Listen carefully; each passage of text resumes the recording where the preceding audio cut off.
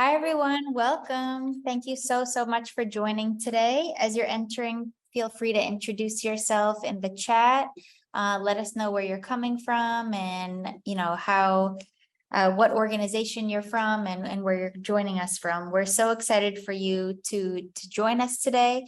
Please note this meeting will be recorded. So just so for your awareness, and it will be up on the website for you to see and to share after the event. So my name is Sarah Casisio, and I'm the director of the new Adult Literacy and Learning Impact All In. Truly, it's an honor to be able to serve in this role and bring together so many experiences in direct service, advocacy, research, and in my personal life to support adult learning and family literacy. I know so many of us who have worked, in the literacy and workforce development space do have personal connections to this work and this pervasive challenge of low literacy access and attainment in the U.S. So just to start, I would love to thank the Dollar General Literacy Foundation for their ongoing leadership, generous support, and thought partnership in promoting this work and really promoting adult literacy nationwide. I also want to thank my colleagues at the Barbara Bush Foundation for Family Literacy, who conceived and convened of All In particular, President and CEO British Robinson, for her leadership in really bringing us together, all of these amazing people in education, research, corporate, government, nonprofit leaders, really so many others to create this national action plan for adult literacy and stand up our collective impact organization known as All In, which we're really excited to talk to you about today. So I also, just before we get into that, I want to thank, our operations and communications team who work really tirelessly to make sure everything moves seamlessly and supporting the initiative as we grow. And finally, I want to thank our leaders from the All In Coordinating Council, many of whom you'll hear from today. I'm going to just read this part so we don't forget anybody they are guiding and directing this collective impact work. That includes Tracy Hall, British Robinson and Tracy Hall of the American Library Association, British Robinson and Andrew Roberts of the Barbara Bush Foundation, Sharon Bonney and Don Finn from COABE, the Coalition on Adult Basic Education, Deneen Tor of Dollar General Literacy Foundation, Federico Salas Isnarde, who you'll hear from in just a few minutes, from Houston's Office for Adult Literacy, Pat Tyler and Sharon Hart of National Association of State Directors of Adult Education, NASDA, we also call it, Felicia Cummings-Smith and Tony Payton of National Center for Families Learning, Deborah Kennedy of National Coalition for Literacy, who you'll also hear from today, Mark Vinayes of Pro Literacy, Steve Stewart of Cure National, Amber Kelleher and Jeff Hutchinson of TESOL International, Marty Finsterbush, formerly of Value USA, Priyanka Sharma of World Education, and Maria Flynn of Jobs for the Future, who recently joined All In. We are so excited for everybody to be a part of this initiative. And finally, I want to thank so many friends, partners, and colleagues across the adult learning ecosystem who have contributed to the National Action Plan for Adult Literacy, which we'll talk a little bit about. But really, your hard work on all of the drafts, the implementation, the insights is really what brings this work to life. So thank you so much. All right, moving on. Sarah, yeah. If you will, excuse me, you ask people Sure. to introduce themselves in the chat, but the chat is disabled except for panelists. Oh, shoot. Okay, let me fix that right now. Hosts and panelists can chat, but not the other. Okay. All right, try again. Everybody should be able to chat. My apologies. There, I'm not seeing it. It still says host and panelists. Oh, looks like. There we maybe- go. All right, There we welcome go. Now everyone. it is. Sorry for that little technical glitch. Please, if you're joining us, please put your name and organization in the chat. You're going to hear from quite a few of us today in sharing about our progress for All In. All right, are we good? Yes, it looks like it. Okay, Wonderful. Thank you so much. So conceived and convened by the Barbara Bush Foundation for Family Literacy, All In is a collective impact initiative. We are composed of thought leaders from the adult literacy field and beyond. And really our goal is to carry out the goals of the National Action Plan for Adult Literacy, which I just shared a little bit about. So today, sorry. Everybody's able to join. Okay. So our vision is that every can easily access high quality, effective support to improve their reading, writing, digital, and numeracy skills, regardless of who or where they are. And the National Action Plan for Adult Literacy really highlights 5 key initiatives in this work. The first is to engage adult learners as movement leaders, to raise awareness and advocate for change, to expand outcomes-based research, which we're very excited to talk to you about a small grants initiative that we have for today, as well as to support adult literacy instructors, many of whom are on the call, and invest in innovation while scaling proven approaches. So who is involved in All In? I mentioned at the top some of the coordinating council members and just wanted to highlight a few of them here today. So we're very excited, especially that Jobs for the Future has just joined. We're going to be putting out, a more formal announcement a little bit later this fall, but very excited to make that connection salient between adult literacy and workforce development. So thank you so much for joining us. Really important just to start, to date, more than half, 54% of adults in the United States live with 6th grade literacy skills or below, and nearly 1 in 5 are struggling at 3rd grade reading skills or below. So this issue is just such an phenomenal, a phenomenon really in our nation that we need to address collectively, and no one organization can really address this alone. Importantly, even though we know that, more than half of adults in the US struggle with this challenge, fewer than 10% of adults in need of those literacy services are able to access them.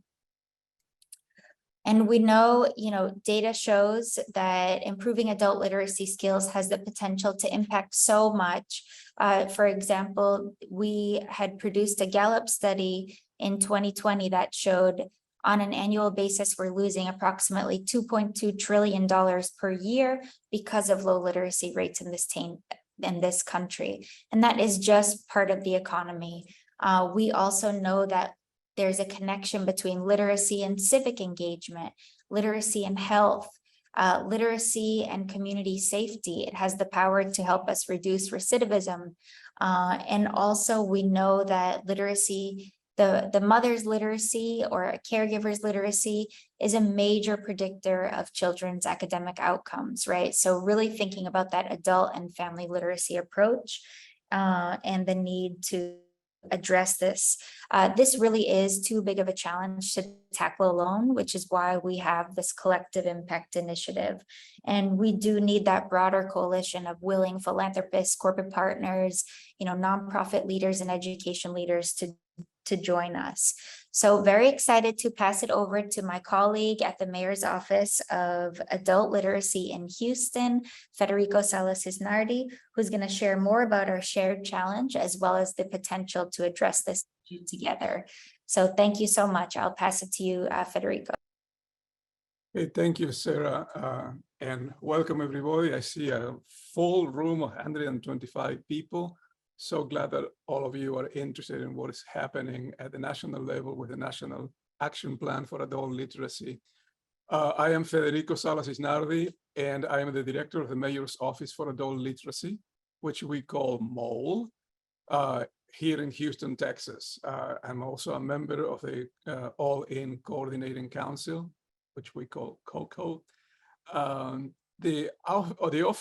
office was launched in 2019, just ahead of the first Barbara Bush Adult Literacy Summit in November 2019. And by 2021, we were writing and adopting a strategic plan for adult literacy, which we call the Houston Adult Literacy Blueprint. And I will share later the link to the blueprint if you're interested in the chat.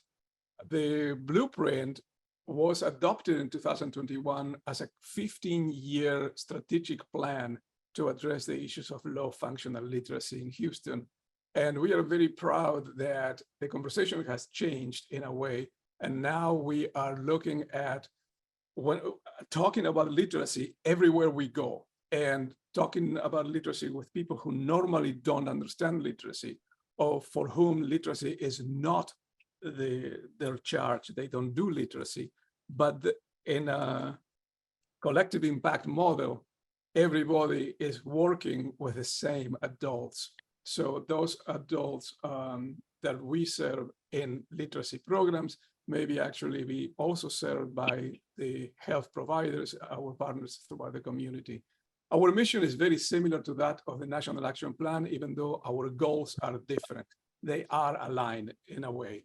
So one of the reasons we as a city, my colleagues represent large national organizations. We are just the city of Houston. Now, the city of Houston is the 4th largest in the country, and also one of the most, if not the most diverse right now in the whole country.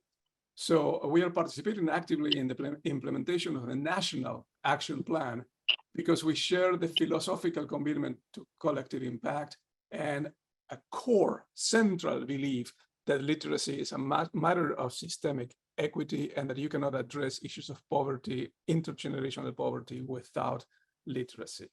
We know that low literacy lies at the core of multi-generational cycles of poverty, and that there is no way to project or a very dynamic competitive economy if our workforce is 1/3 functioning at low levels of literacy. So solving this problem is both a preventive measure and a way to accelerate our economy, as Sarah already shared with you, the economic potential of moving people along the path of literacy levels. My office is strategically part of the Houston Public Library, and although it's the office of the mayor, it's managed within the Houston Public Library, in a way insulating us from the changes, the political changes that may happen when we change mayors.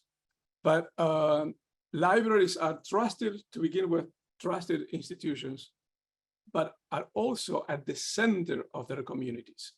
And they offer access, they create public spaces for inquiry, for innovation, and support curiosity across different types of learners, all ages and all differences. So not all public libraries around the nation have the wherewithal to offer classes, to actually have teachers or hire teachers. Ours doesn't. And yet they are resources and they have spaces that can be accessed. So we think that libraries are an important component and should continue being an ever more important component of what we are doing at the national level. Next slide. Yeah, and Sarah is saying to everybody, yes, the connection between adult literacy providers and libraries is critical. I could go into detail of how the library and my office work together, but I don't want to take the time. If you are interested, please contact me and we will talk about it. And by the way, I will be talking about it 2 days from now at the conference of the ALA, the American Library Association. So this slide that you are seeing right now represents the phases of All In. And it shows you the progress that we have made. Phase 1 is already over. 20 and 21, the design and dissemination of the National Action Plan and engaging key stakeholders. At that point, when the All In, well, actually prior to the creation of All In, we were disseminating a National Action Plan. We were also writing in Houston our blueprint, and that's how we were able to align them, because I was part of the team that was writing the national plan at the same time. Phase 2 is the phase that we are in right now, and that was about setting partnerships, setting priorities. We discussed what are our priorities nationwide, and then piloting projects and developing funding strategies to make it feasible to continue to move forward. Otherwise, it's just a plan. We need to be able to support this plan long term. And then next year, we will move to phase 3, which is carrying out a national campaign for awareness and to scale access to high quality programs and services, and finally evaluate the impact of what we are doing. We can do a lot of stuff, but if we don't evaluate it carefully, we will not know if we're making any difference. In phase 2, we launched the framework for success, and we actually created what we call the All-In Council. We established and supported the Coordinating Council and core team, that is us, many of us speaking today. We developed and launched the Adult Literacy and Learning Impact Network, All-In. We devised key priorities, the areas that we want. The problem is so broad and it impacts so many people. We needed to actually be very deliberate about what our first priorities for action were.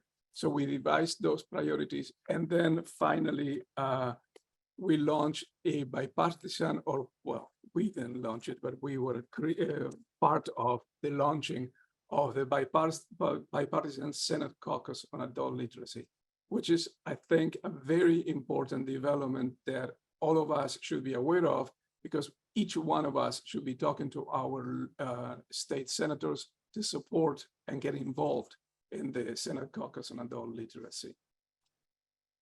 So priorities for 2023 were to increase awareness of adult literacy needs and advocating for change. And this is where collective impact comes in. It's very important to involve different organizations, to involve many key stakeholders through the community. We need to expand access to needs-based adult literacy programs and services, and develop and implement a comprehensive planning for funding. As I said, we are not going to continue if we cannot fund and continue these activities. So in phase 3, we are hoping to or aiming to think differently about how we define what we measure and how we measure it. Support literacy skill developments, not in terms just of adult reading and writing, but of all the intersection and interaction of multiple literacies that yield multiple possibilities. In Houston, we only talk about functional literacy, because even if you know how to read and write, you may not know how to put it in context. We need to work in the context of health literacy, of the financial literacy, of digital literacy, and that's where we are looking at literacy and functional literacy specifically as being something that is everybody's issue, not just the learner, but the whole community. We will be preparing to lead a cross-sector strategy.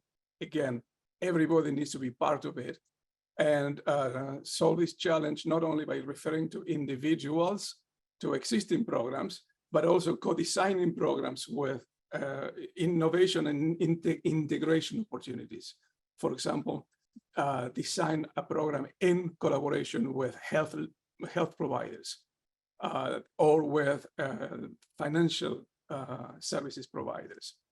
So for literacy skills development, we will develop programs wherever people are, and that is important. We need to support the establishment of large-scale, in-depth, multi-sector partnerships, such as with libraries, with employers, with corrections, with the US military, etc. So we met the milestones for phase 2A. We launched the framework, we established and supported the Coordinating Council. We developed and launched the Adult Literacy and Learning Impact Network that is talking to you now. You're curious about what we are doing. And we have identified 4 key priorities. The 4 priorities are to increase awareness about literacy needs and advocate for change. That is the first thing. Nothing will change if people are not aware that we have a problem. And in Houston, we were able to say, Houston, we have a problem. So increase awareness, then improve the quality of adult literacy programs through data-driven technology-enabled research and development, expand access to needs-based programs and services, and finally, develop and implement a comprehensive, sustainable funding strategy. Once again, I will say, and it's one of our goals, in fact, it's a goal number 7 in Houston in our blueprint, without a plan for sustainability to fund this long-term, we are not going to make any difference. So in February, we shared about, we had another community meeting. We shared about our plans for each of the subcommittees that we have formed. And now I will turn to my colleagues to share progress toward these goals. And I invite Deborah Kennedy at the National Coalition for Literacy to take it over. Thank you, Deborah. Thank you, everybody. Thank you, Federico, and thanks for that great summary. It's always helpful to me to hear this recap and remind myself just how far we've come with this project and still how far we have to go with it.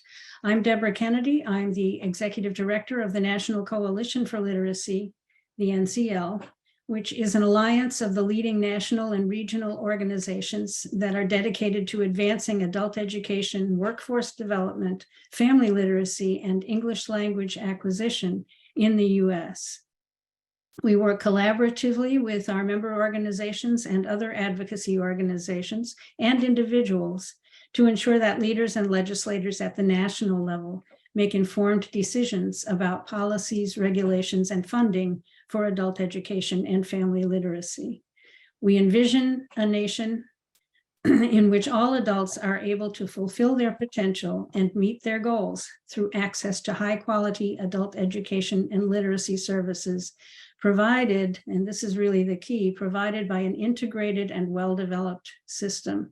So our goals at the NCL and the goals of All In are very much aligned with one another. I'm going to talk about All In's first priority area, which is increase awareness of adult literacy needs and advocate for change. Federico has begun addressing that, and I'm going to go into some detail. You know, for a long time, limited literacy in adults has been understood as an individual problem.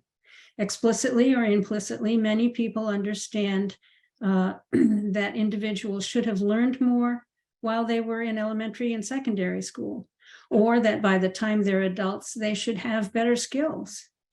But so the burden of increasing their educational attainment is placed on individuals. But multiple factors and systems can impede access to literacy attainment, including economic factors, geographic isolation, learning differences that are not identified or supported, lack of access to high-quality education, and structural racism, just to name a few of the obstacles that folks encounter on the way to educational attainment that makes them full participants in our society. So all of these factors help us understand why more than 50% of adults in the US, as Sarah was saying, struggle to develop the reading, writing, numeracy, and digital skills that afford them access to political, economic, and cultural power and enable them to become full participants in their communities. The challenge, and both Sarah and Federico have alluded to this, the challenge of limited literacy and numeracy affects everyone. It's a community challenge. So resolving it has the potential to benefit not only the adult learners themselves, but also the larger community, society at large. Literacy skills allow people to communicate, to make informed decisions, and to gain access to resources and opportunities. So one of All In's key priorities is to raise awareness about the challenge of adult literacy and flip how we're talking about it to focus on the potential that adult learners bring to their own education, their own lives, and its potential to affect the larger community. We want to make it clear that literacy skills activate human potential and that adult education has the power to transform both individual lives and the larger community. If we could move to slide 14, thank you. Conducting an awareness campaign is a key priority for All In. Our goal is to inform policymakers, corporate partners, and leaders in every community about the need to invest in adult literacy. Investment in adult literacy has been demonstrated to strengthen families, to strengthen the workforce, to increase individual and community health, and to contribute to national security and the global status of the United States. Over the next 6 months, All In will be carrying out the research and development phase of our awareness campaign, including an extensive digital landscape scan of existing campaigns and initiatives that promote adult literacy, so that the goal there is to build on what's already taking place and expand it. The scan will focus on identifying effective messages, powerful learner stories, and I might add powerful teacher stories, and key audiences. This awareness campaign builds on the first 2 initiatives from the National Action Plan. Number 1, engage adult learners as movement leaders. And number 2, raise awareness and advocate for change. It also involves collaboration with the Senate Caucus on Adult Literacy that Federico was referring to a few minutes ago, through briefings and other activities. I'll be talking a little bit more about the Senate Caucus as we move through the rest of this presentation. In addition, as part of the awareness campaign, All In has just published a white paper. Sarah has put a reference to it in the chat. I think there is, Andre maybe is going to post the links to it as well in the chat. This paper seeks to raise awareness about the challenges of supporting adult literacy in our current system, recognize opportunities for impactful or effective learning experiences, and galvanize multi-sector engagement to address adult literacy collectively. So really the paper undergirds the overall purpose and function of All In for collective involvement and collective impact in the area of adult and family literacy. Going to slide 16. The white paper's purposes are to synthesize the multiple literacy skills that interconnect and empower adult learners to pursue their goals in work and life. Somebody posted in the chat something about multiple literacies and multiple potentialities, and that's a really good equation. I appreciated seeing that post. Its second purpose, to make clear how promoting access and integrated support of multiple literacies at the individual level can enable our country's shared social, economic, and civic well-being, and provide concrete examples. That's a key part of all advocacy that this paper embodies, is to provide concrete examples of the changes that can and should take place. And third, the white paper's purpose is to demonstrate how educators, employers, nonprofits, and government leaders can drive collective investment in multiple literacies and create thriving communities nationwide. So the paper establishes the key message for the awareness campaign. Collectively, we need to think differently about defining, supporting, and measuring adult literacy skills development in terms of multiple interconnected literacies that yield multiple possibilities. Increasing access to adult literacy skill building for those most in need will drive economic advancement for all, resulting in what Heather McGee, in her work, The Sum of Us, published in 2021, calls a solidarity dividend. That is, the collective gains made when people come together to address disparities across lines of difference.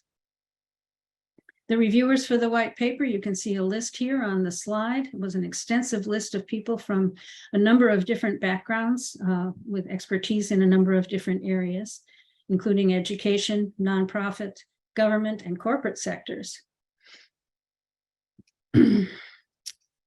Then moving on to another part of the awareness campaign, we will be working directly with the recently launched Senate Adult Literacy Caucus, which is led by co-chairs Senator Susan Collins of Maine and Senator Jack Reed of Rhode Island. You can see them here on the slide. They're actually very close friends and colleagues They're not smiling at each other in this picture, but through most of this launch event that we conducted, they were smiling at each other. They were happy to be working together on this, which made me feel really good.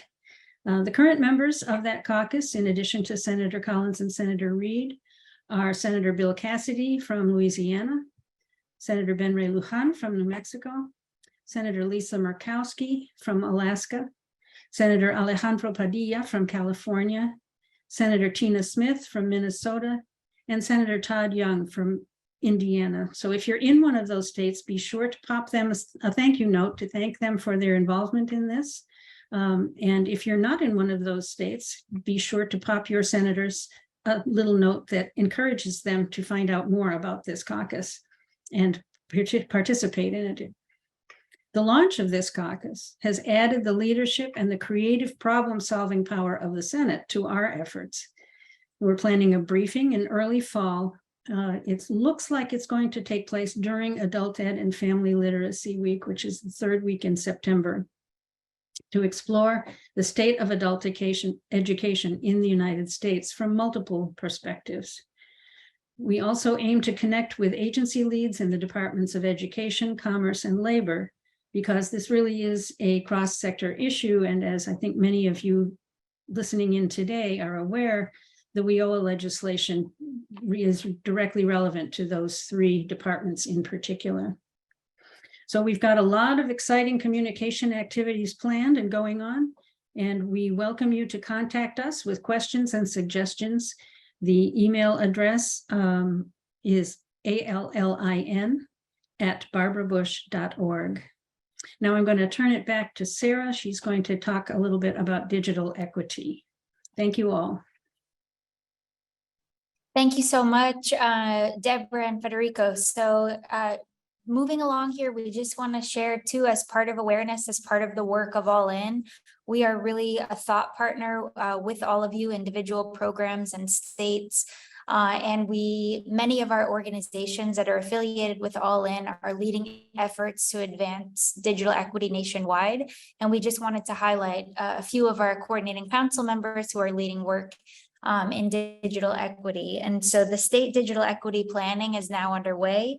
That is authorized by the Infrastructure Investment and Jobs Act, which provides federal funding to ensure that individuals and communities can fully participate in their social and economic life through digital skills and technology. So as I mentioned, several of our organizations are involved, including the Coalition of Adult Basic Education, which has launched a national digital equity campaign. We'll drop in the link so you can check out all the resources that they have, both for individual programs and states. They're also hosting a cohort for digital change agents, developing fact sheets all the time, and designing a digital equity symposium. So lots going on with COABE. As Federico mentioned, the Houston Mayor's Office is also working on, launching computer labs in 5 of the most under-resourced communities in the area. The labs are going to be supported by the staff of the Houston Public Library. Again, that connection between libraries and literacy is just so important here throughout history, as Paul shared in the chat as well. And these will be supported by digital literacy equity navigators. I encourage you to reach out to Federico for more information about that. He could share some more details about some of the work they're doing there, including a mobile technology demonstration unit with high-end VR, AI, 3D. So lots happening for education and learning in the community. NASDE, which is the National Association for State Directors of Education, is hosting a national training institute for the WIOA state directors. So that's happening in October. It's going to be hybrid and in person. Make sure there's representation from your state at that event. And finally, World Education, who's going to speak with you in just a minute, is co-designing community-based digital navigation services in 5 cities with support from AT&T. So their goal is really they're also hosting Camp GPT, which is really cool, and AI literacy with adult educators, among other projects, including the Digital Resilience in the American Workforce Initiative with Jobs for the Future, which you might have heard called DRAW.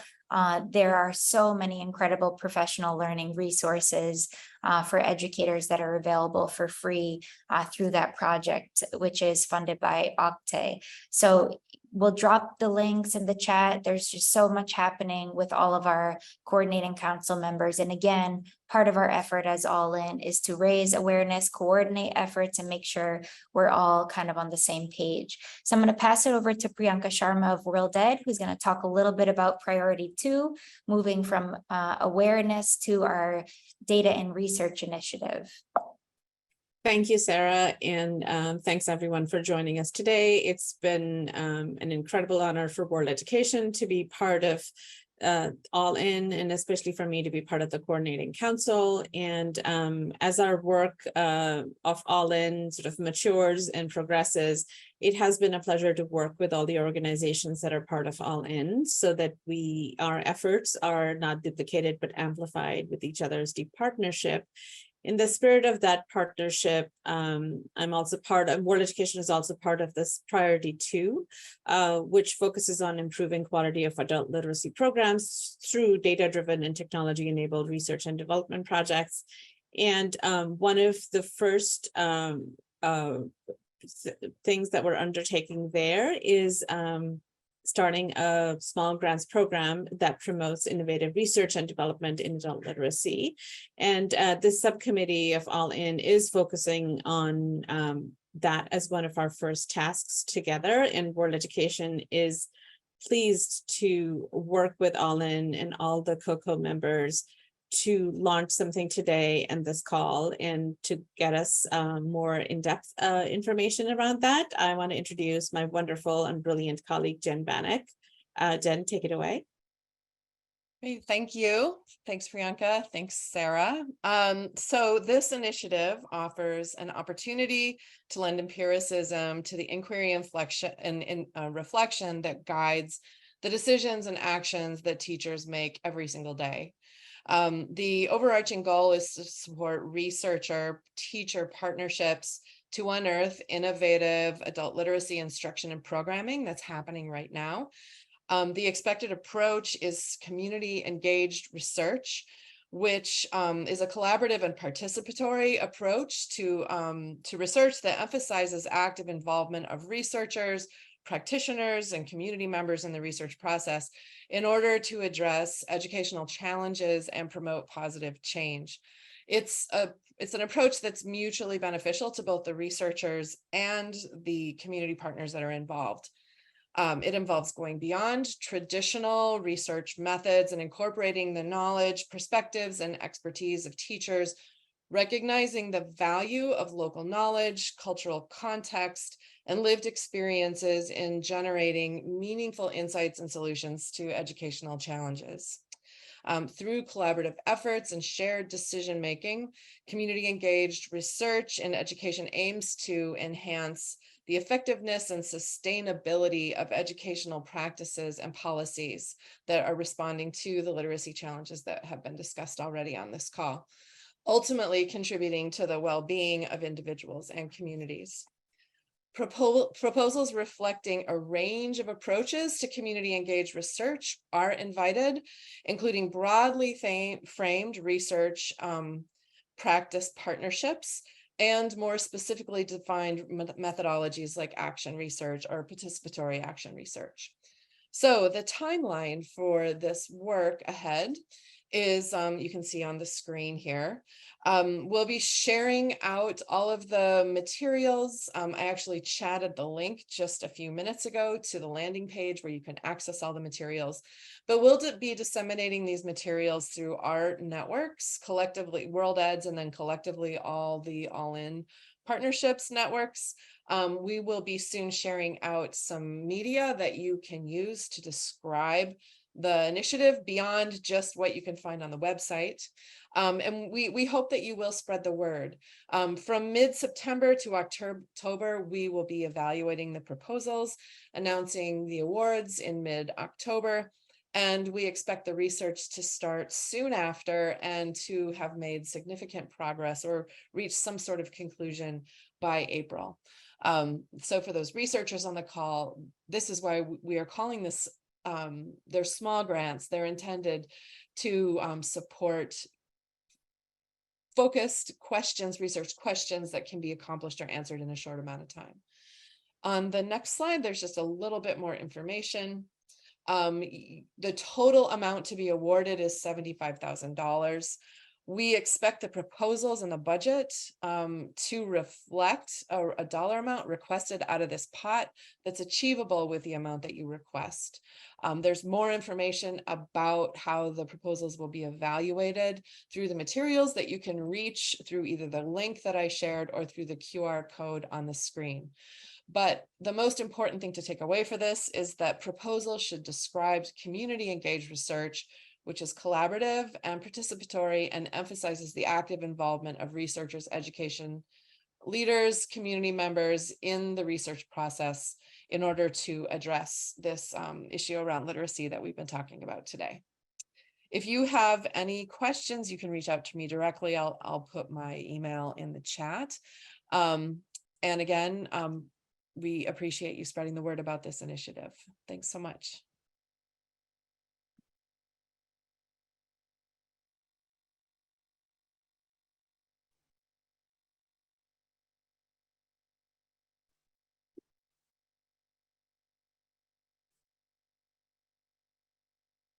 Thank you so much, Jen. We are really excited about the Small Grants Initiative. It's the first time we're doing this, so we're learning alongside with you.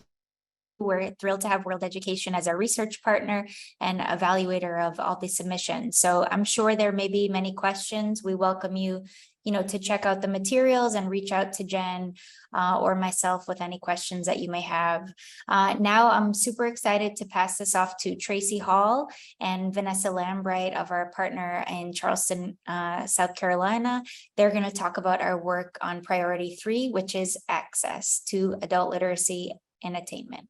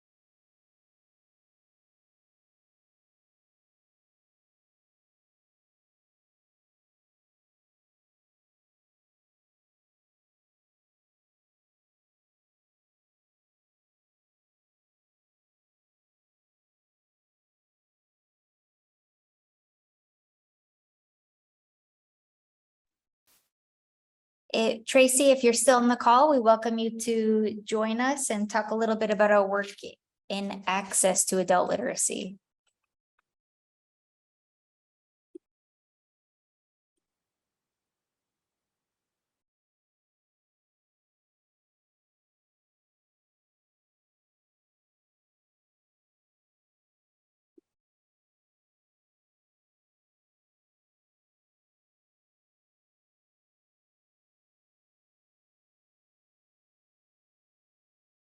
Well, I can just start. We may be having some technical difficulties, but really we just wanted to share, we know that literacy skills really determine what an individual person can do. They give people the power to communicate, to make informed decisions, to access resources and opportunities. And really, technology is rapidly changing how we live and work. So for this priority, our goal is really to co-develop a regional model for increasing adult literacy access and attainment. And we want to select one particular region to go deep. So rather than create several disparate initiatives across the country, we're really interested in how we can engage leaders across sectors, across the adult learning ecosystem, to include local libraries, K-12 leaders, continuing ed leaders, corrections and parole officers, really anyone who is there to support adult education and workforce development. We also want to engage the K-12 system and nonprofit providers in that space as well, because we know this is really a multi-generational issue. So we are really excited to expand our work in the Lowcountry. There are many reasons why we're excited to start this work in South Carolina, specifically the Lowcountry region. So as noted in the Gallup study from 2020. Oh, I can share it back over to Tracy. I'll just finish this thought. But in the Gallup study in 2020, we found that the South and Southeast in particularly are most impacted by low literacy rates in inequities when it comes to literacy, access, and attainment. So we'll be, selecting this region to get started, and excited to pass it off to Tracy to talk a little bit more about our work with access.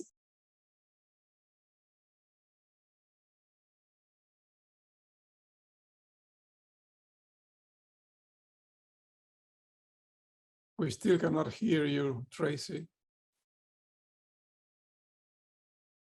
And it doesn't look like she can hear us either.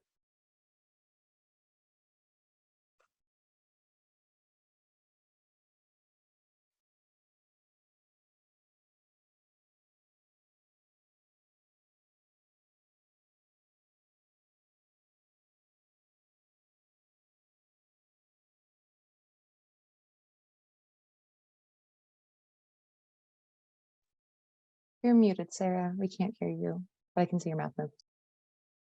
Thanks. Let me see.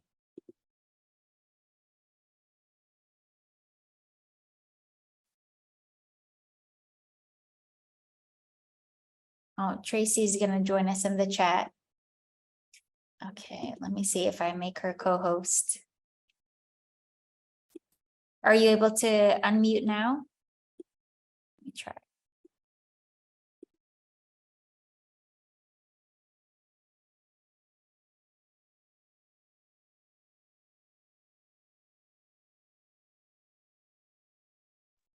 Oh, I'm so sorry. We're not going to be able to hear from the formidable Tracy Hall today, but we, will be hearing from her next time for sure. And we are just so thrilled to have Tracy and the American Library Association as part of this work, as part of All In. You can't catch her today. We're having a technical difficulty on Zoom, but she will be leading at the American Library Association conference this week in Chicago and across the country with so many library partners. So Tracy, I'm sorry we're not going to be able to get you on today, but we thank you for your presence and your support with this work. We see you, you're here with us. So just a little bit more on South Carolina, and then I'll pass it to my colleague, Vanessa. We know that, for example, South Carolina it really is everything. It's Black, it's white, it's urban, it's rural. It is a nation with a region with a lot of history, complex history, but also is, in terms of the future, a major place for economic growth. So we are very excited to start this work in the Charleston Lowcountry and work across sectors and to really expand.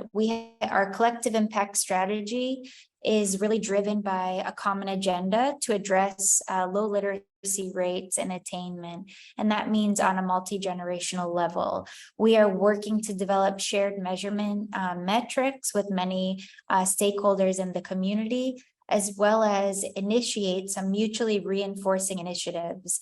Finally, we are committed to making sure that we have continuous communication with the local stakeholders, that anything we do benefits, most importantly, adult learners and families in the community. And finally, we have identified a tremendous backbone support organization, as well as many other organizations that are going to be part of this to lead this work on the ground. So we know we are a national organization. We're not a direct service organization, and we are working as a grass tops organization in service to the grassroots. So anything that we do, we want to make sure is really being co-led, co-designed, co-determined by our local partners. So I'm thrilled to introduce you to Vanessa Lambright of Tri-County Cradle to Career, who is our local partner in Charleston, South Carolina. Good afternoon, everyone, and thank you, Sarah. It's so great to be here to meet you all. Tri-County Cradle to Career is just an amazing organization poised to really support the work on the ground. I'm a native Charlestonian. I'm a former nurse educator, former federal employee, and an Air Force veteran who recently moved back home to Charleston to take care of my parents. I was on daughter duty for a little while. And then I came into the work here with Tri-County Cradle to Career. We're a partner of the Strive Together Network. It's a national movement that works to ensure every child has an opportunity to succeed in school and life. TCC's mission actually is building collective power to transform education by changing systems to allow Black and Brown children to achieve their goals. But our work is really grounded in collective impact outcomes from cradle to career. So we're a perfect fit for what the All In platform is doing. In collaboration, we work with families and communities that we live in with specific focuses on driving equity outcomes in education.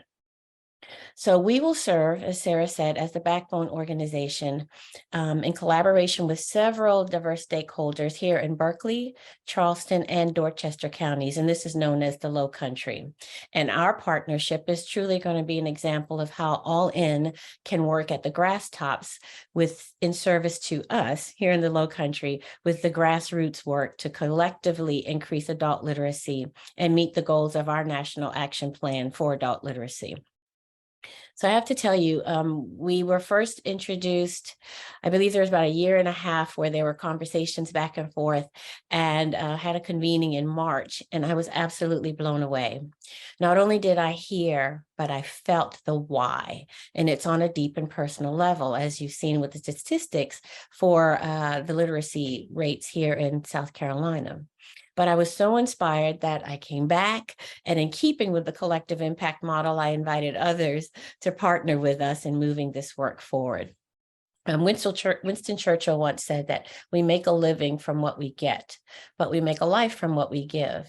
And the work that Sarah has begun in All In, their vision and support for communities to increase adult literacy and access and attainment here in the Lowcountry, where opportunities to make a good living, get a good education, and even build a future for their children is woefully lacking. But this work is going to change lives.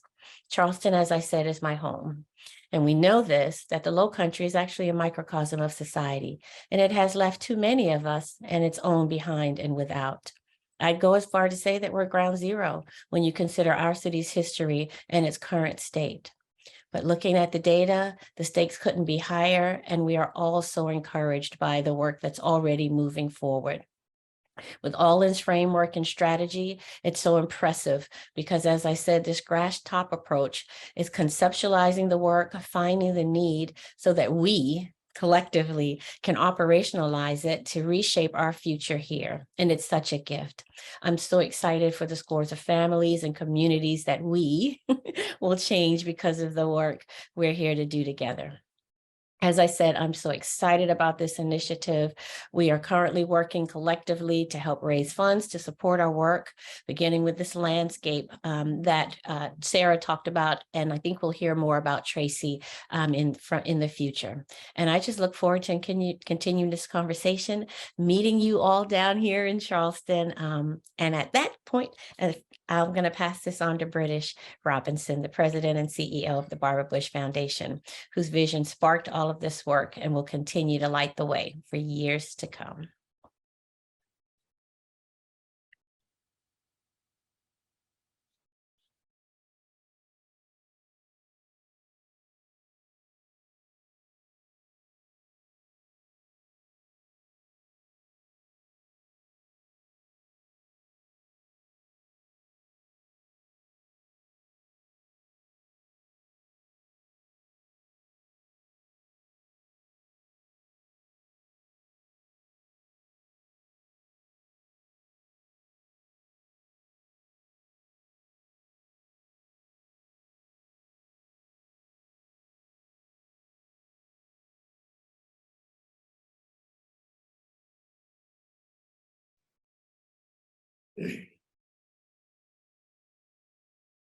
Hello, everybody. It's wonderful to be here with you. Thanks for the handoff. Just a couple of quick words as we close out. I could not be more pleased and more thrilled at the progress of All In, and in particular, the leadership of Sarah, and all of the members in the leadership of the entire COCO, and for all of you who believed in us, who believed in this vision, who were willing to take a risk, because we know this is a risk, but we also all knew that there was an incredible opportunity and a challenge for low literate readers, low income, but we know that this work can really help with social mobility, economic mobility, and most importantly, we fully believe that this will help, this project will be a huge part of helping people navigate their lives with dignity. So we are bullish on the pilot in South Carolina and the ecosystem that we are building out there and have built out there, and couldn't have done it without folks on the ground, in particular Vanessa and many of her colleagues and many of the organizations that we've been able to work with over the past year or year and a half. None of this happened overnight. It has taken lots of hard work, and so many of you have been a part of that. It has been an honor and privilege to have galvanized the field writ large around this cause, this issue, this emergent, urgent issue that we have facing the entire country. We hope that South Carolina in the work in the Lowcountry will be a model for others, but also across the United States. So the opportunity is open wide to solve this challenge. On behalf of the Barbara Bush Foundation, in my last meeting as the outgoing CEO, I'm thrilled that you all will be working with the new interim CEO, Mr. Andrew Roberts, to really solve this challenge once and for all.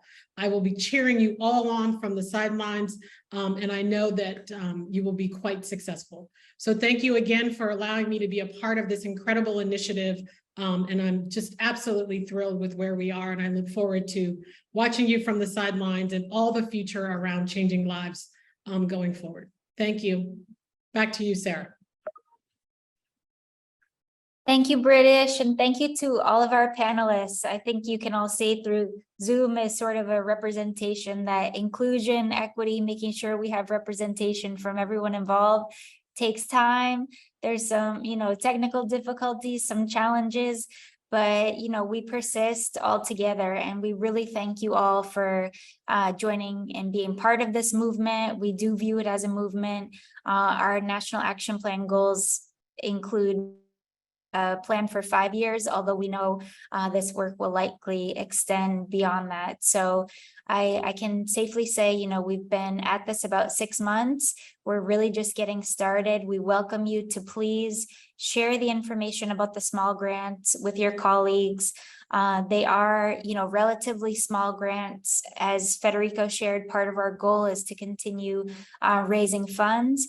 And with those funds, we hope to, put money back into the community. We know adult literacy, access and attainment is just so critical. It impacts so much of our daily lives and experiences, from healthcare, to education and economic well-being, civic well-being. We're just about to head into another election, and thinking about misinformation, disinformation, right? Critical thinking, literacy skills are a part of that too.